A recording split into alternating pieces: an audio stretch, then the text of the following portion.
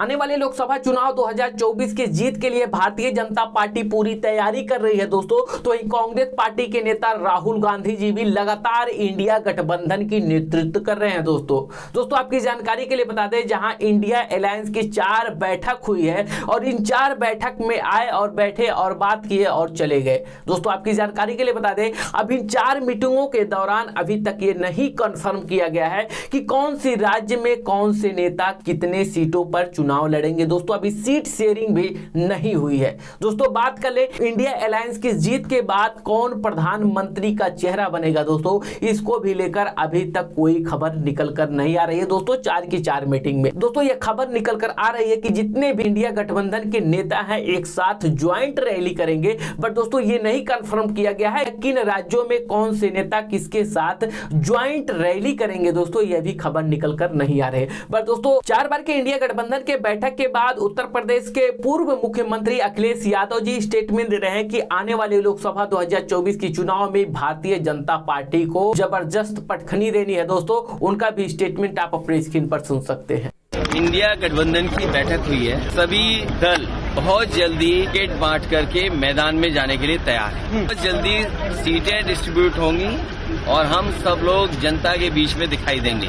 Samajwadi party को जो पक्ष रखना था जी, वो अंदर इंडिया गठबंधन के जितने दल हैं उनके बीच में रखा है। इंडिया गठबंधन जो बना है, जो मैंने पहले दिन से कहा, स्ट्रेटेजी हमारी वही भारतीय जनता पार्टी को हराएंगे। उत्तर प्रदेश के पूर्व मुख्यमंत्री अखिलेश यादव जी ने इंडिया गठबंधन की जो मीटिंग थी उसमें तल्ख तेवर में उन्होंने अपनी बात को रखा कि क्या इंडिया अलायंस में बसपा मायावती पार्टी को भी शामिल किया जाएगा। मायावती पार्टी को भी इसमें शामिल किया जाता है, उसके बाद से समाजवादी पार्टी अपना स्टैंड क्लियर करेगी। जो कि जितने भी इंडिया अलायंस के नेता थे उनकी तरफ से यह सहमति बनी कि इंडिया अलायंस में मायावती को शामिल नहीं किया जाएगा। पर दोस्तों इसके दौरान और भी जितने नेता हैं उस मीटिंग में शामिल हुए थे उनकी भी स्टेटमेंट आप अपनी स्क्रीन पर सुन सकते हैं। सीट शेयरिंग को लेकर ही मेन बातें हुई हैं। जितनी जल्दी हो सके सीट शेयरिंग हो।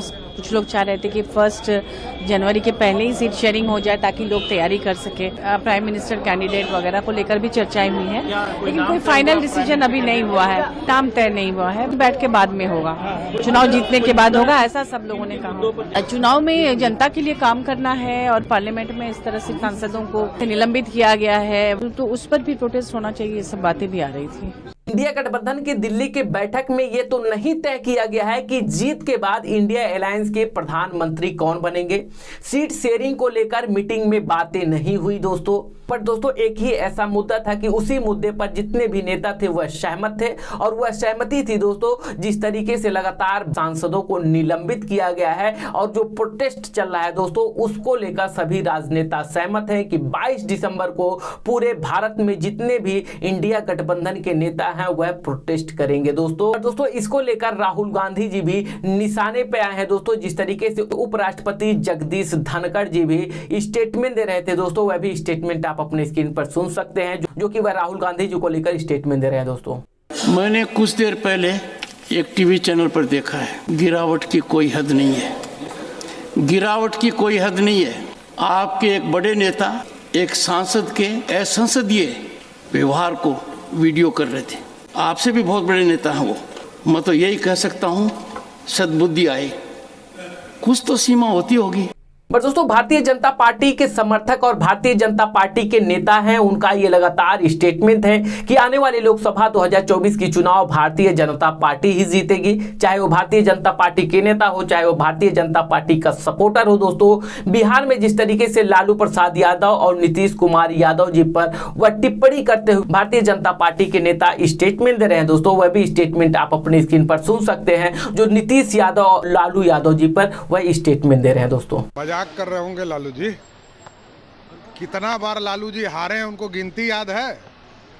अभी 5 राज्यों के चुनाव में क्या हालत हुई है इंडी गठबंधन का वो पूरा देश जानता है। लालू प्रसाद जी बिहार की राजनीति में एक तरह से कांग्रेस और जनता दल ने उनको साफ कर दिया है।